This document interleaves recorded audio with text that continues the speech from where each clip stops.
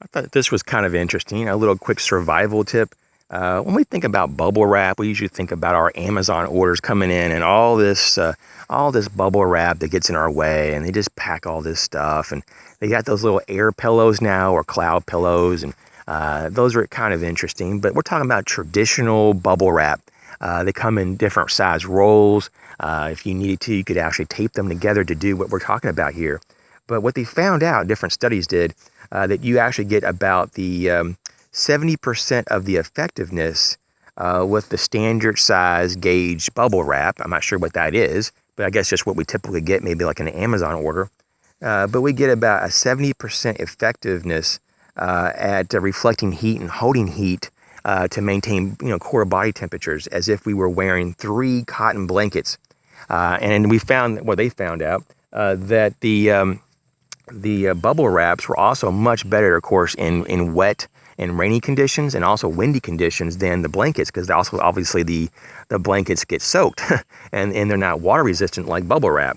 I thought this is really super cool, because this really speaks volume for being very ingenious and multi-use in what your things are. So for example, maybe now you won't have all this bubble wrap at home, but maybe if you're egressing, or you found an abandoned warehouse or business, a lot of times that, businesses, when they leave, they don't take everything behind, seriously. Or maybe you come into a warehouse that isn't abandoned, but whatever it is, there's always things typically in abandoned buildings.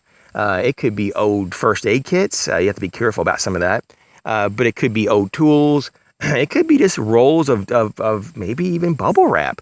I know there's a lot of places that I've been that has just big stacks of cardboard boxes, or pallets, like wood pallets or 2x4s. And this is an abandoned warehouse.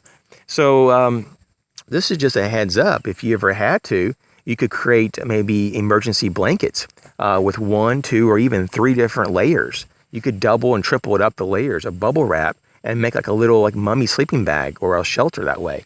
Or if you had a tent, I was even thinking about this, you could line the tent and create maybe almost like a type of a superstructure, or at least give like an extra barrier within that tent, or even a tarp system if you had to help reflect, heat back to your body.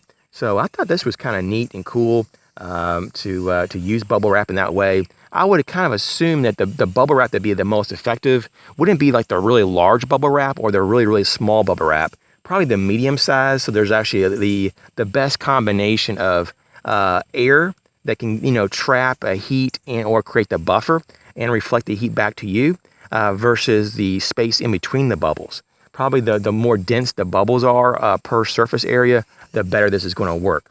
As always, thanks for watching and all the comments.